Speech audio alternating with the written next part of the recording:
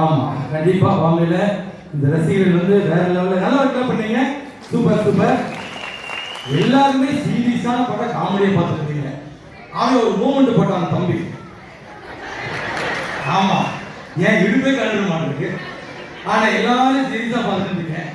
ஒரு தாத்தா மட்டும் அந்த பக்கம் லாஸ்ட் இருக்கிறவரு என்ன நினைச்சாரு காய கொடுத்து அந்த பக்கம் வந்தா பார்த்தாருன்னு வச்சிருக்கேன். வடிவேல் மாதிரி அவிச்சிருச்சா கண்ணு மாதிரி.